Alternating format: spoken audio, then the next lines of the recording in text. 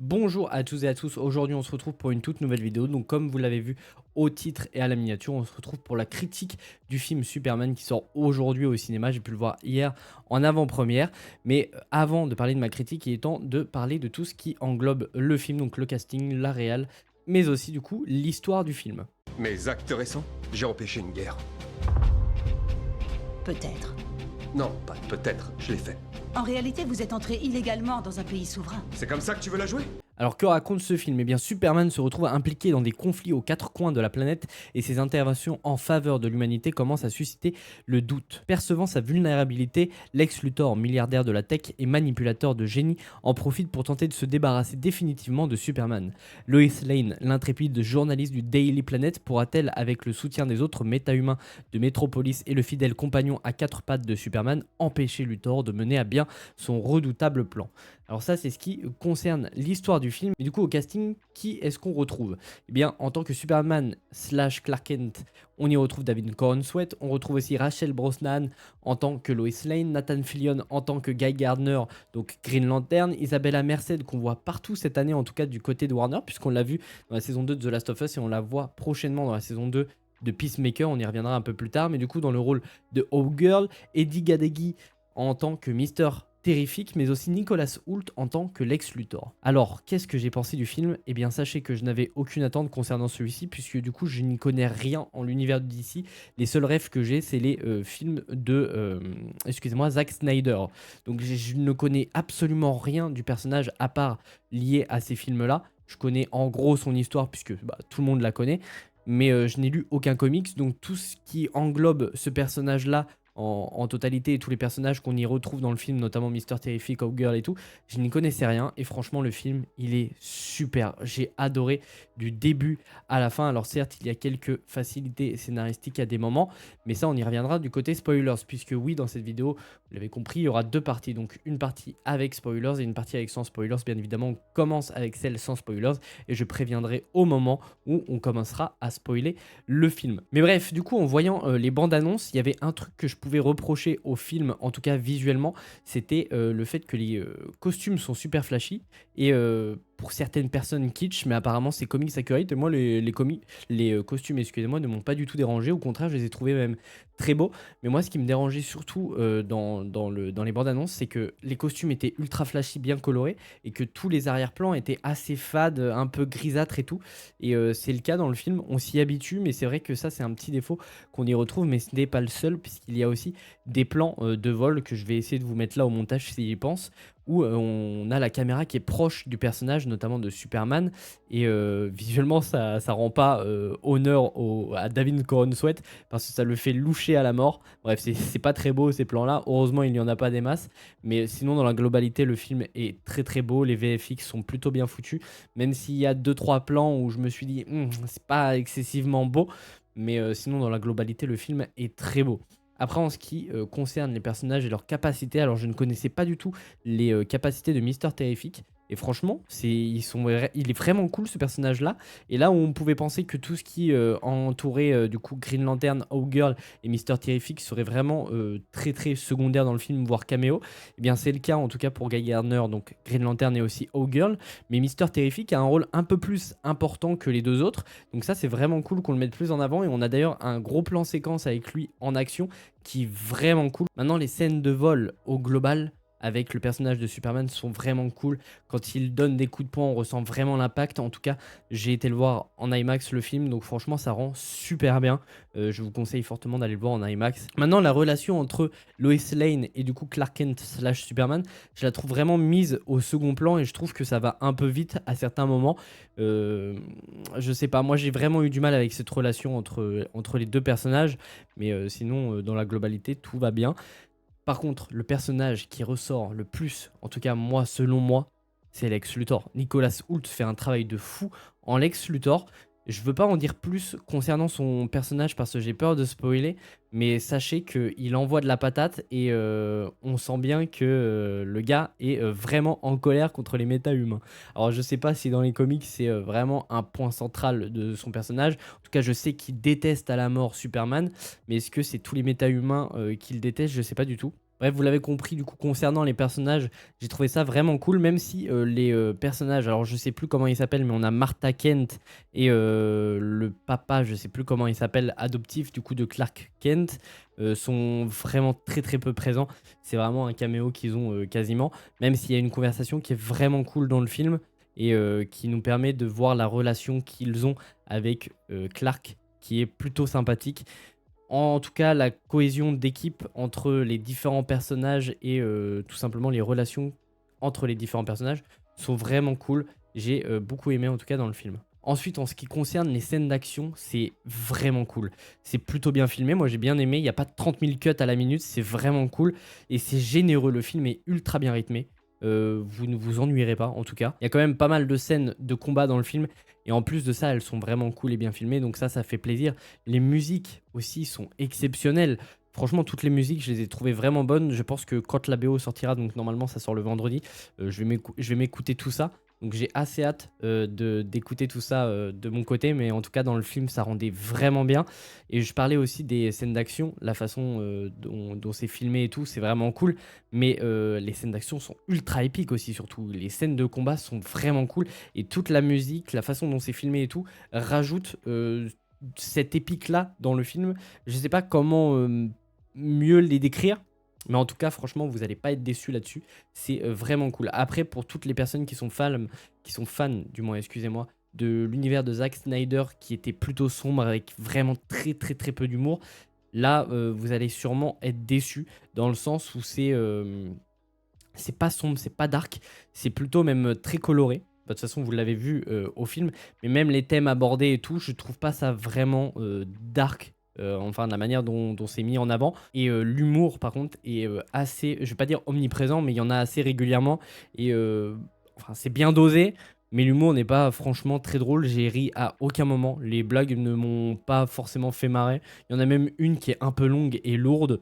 Mais sinon, au global, c'est pas ce qui va entacher la qualité du film, qui, selon moi, est juste génial. Bref, avant de partir en partie spoilers, je tiens à vous dire que si vous attendez un teasing de fou à la fin du film, dans les scènes post-génériques, eh bien sachez que vous allez être déçus, puisque c'est deux scènes humoristiques, entre guillemets.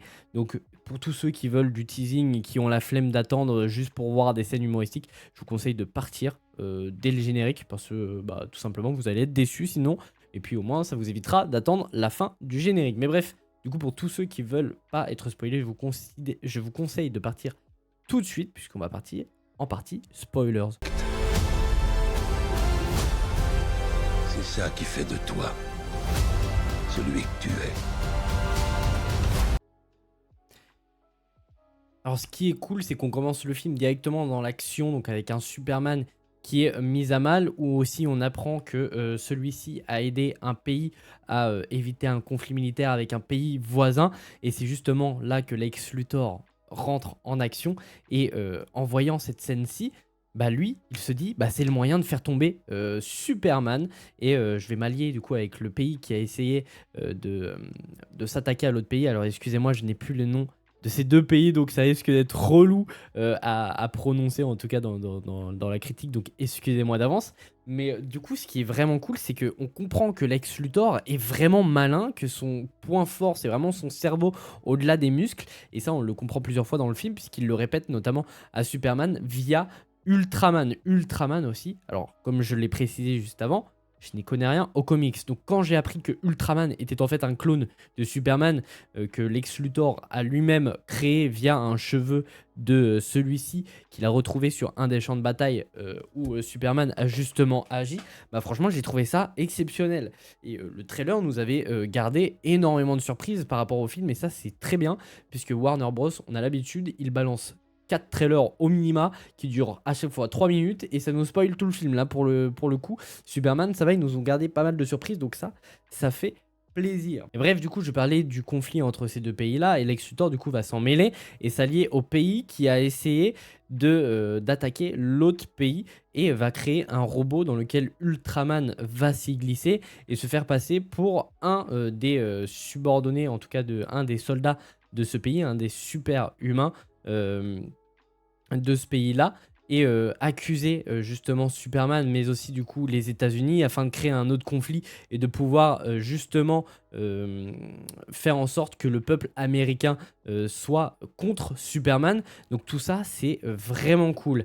Et du coup, tout ce qui se passe aussi autour des parents, en tout cas biologiques de Superman, sont vraiment exceptionnels aussi. Alors, c'est pas un truc qui est ultra mis en avant, même si à un moment donné, c'est quand même un- une chose clé dans le film qui fait que du coup, les Américains vont détester Superman, puisque du coup, au début du film, on voit justement un enregistrement où justement les deux parents de Superman lui disent que c'est l'avenir de Krypton, qu'ils ont essayé de le sauver et que la seule manière qu'ils ont eu de le sauver, c'est de l'envoyer sur Terre. Terre qui a besoin d'aide, entre guillemets. Enfin, ça, c'est ce qu'on comprend au début du film. Mais du coup, Lex Luthor arrive à mettre la main sur cet enregistrement via l'aide du personnage de l'ingénieur, incarné par Maria Gabriela De Faria, excusez-moi si je le prononce mal. Et du coup, celle-ci arrive à réparer cet enregistrement et on apprend qu'en fait, il est là pour asservir l'humanité et même à tuer certains humains qui se rebellent contre lui afin de prendre le pouvoir. Alors tout ça fait que du coup, les Américains détestent Superman, puisque tout ça, Lex Luthor le met de manière publique dans les différents journaux et tout. Donc tout son plan autour de desservir Superman vis-à-vis des Américains fonctionne super bien. Et du coup, celui-ci est envoyé dans une dimension de poche, si je dis pas de bêtises, qui est, alors j'ai pas tout compris, un mini trou noir, entre guillemets, qui nous permet de passer dans une dimension parallèle.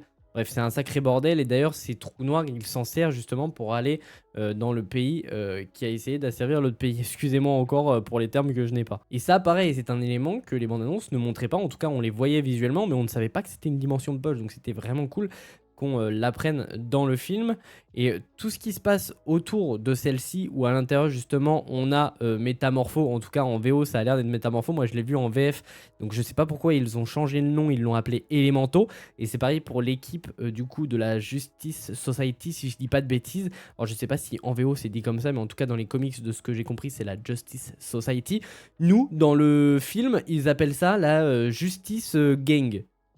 C'est débile. Alors je sais pas si du coup en VO c'est le cas aussi, s'ils appellent ça Justice Gang et qu'à l'avenir ça changera en Justice Society, ou si ils l'ont changé que pour la VF. Donc s'ils l'ont changé que pour la VF, je sais pas ce qu'ils ont foutu, mais c'était un sacré bordel.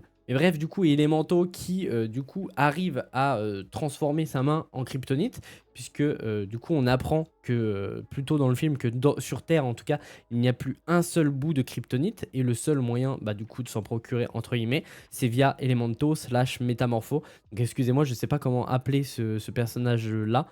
Je sais pas si c'est réellement Métamorpho ou si c'est Elemento, puisque je connais rien en comics, donc j'en suis sincèrement désolé pour les puristes. Et bref, tout ce qui se passe autour de ce personnage-là, du coup, de Elemento, je vais l'appeler comme ça, du fait que, du coup, Lex Luthor se sert de son fils pour pouvoir tout simplement contrôler Elemento de manière à ce qu'il fabrique de la kryptonite et empêche Superman de partir. Bref, tout ça, c'est génial.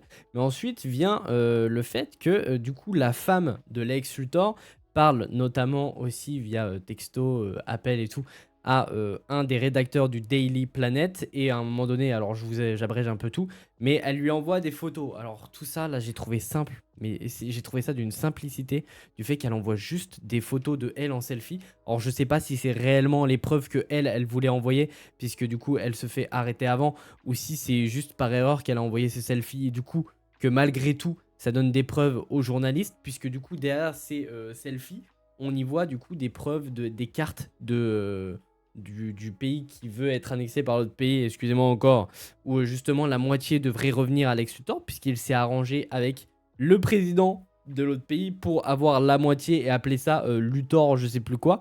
Mais bref, du coup, on comprend que tout ce qui se passe derrière, c'était lié à Lex Luthor, notamment le marteau, donc qui est le robot dans lequel était glissé, excusez-moi, Ultraman. Bref, tout ça, c'est un sacré bordel, tout ça est rendu public, et lui se fait arrêter. Mais avant ça, le gars pète complètement un plomb, et c'est là qu'on voit toute la folie du personnage, tout ce qu'il est prêt à faire pour arrêter Superman, mais aussi les méta-humains. il crée un trou noir et tout ça crée une faille qui détruit complètement Metropolis. Donc le gars veut pas s'arrêter et pourtant l'un de ses ingénieurs lui dit là faut tout arrêter, ça arrive sur nous, on va tout détruire, il faut s'arrêter. Et le gars continue de dire non, on ne s'arrêtera pas tant qu'on n'aura pas chopé Superman. Donc on voit toute l'étendue de la folie du type, tout ce qu'il est prêt à faire afin d'arrêter Superman et les méta-humains. Et c'est exceptionnel. Et l'incarnation de Nicolas Hoult était vraiment exceptionnelle. Alors je sais pas si j'oublie d'autres éléments dans le film que je voulais parler avec vous. Je sais que ça m'arrive souvent quand je tourne des critiques, j'oublie beaucoup de trucs et du coup après avoir tourné, je fais ah merde, j'aurais dû parler de ça. Donc si j'ai oublié certaines choses, excusez-moi, n'hésitez pas aussi à me faire vos retours dans les commentaires, ça m'intéresse à la mort. Ça m'intéresse énormément de savoir ce que vous en avez pensé pour voir un peu les retours critiques qu'il peut y avoir sur le projet. Bon, en tout cas, j'ai trouvé ça exceptionnel. Mais bref, en tout cas, j'espère que cette vidéo critique vous aura plu. Si c'est le cas, n'hésitez pas à vous abonner, ça me ferait extrêmement plaisir. Sachant que beaucoup de contenu autour de Superman et du DC Universe de James Gunn arrive très prochainement sur la chaîne, donc d'ici ce week-end et même la semaine prochaine. Bref, je prépare énormément de choses autour de Superman et de tout cet univers. Donc si ça vous intéresse, n'hésitez pas à vous abonner. Et puis nous, on se retrouve très vite pour de prochaines vidéos.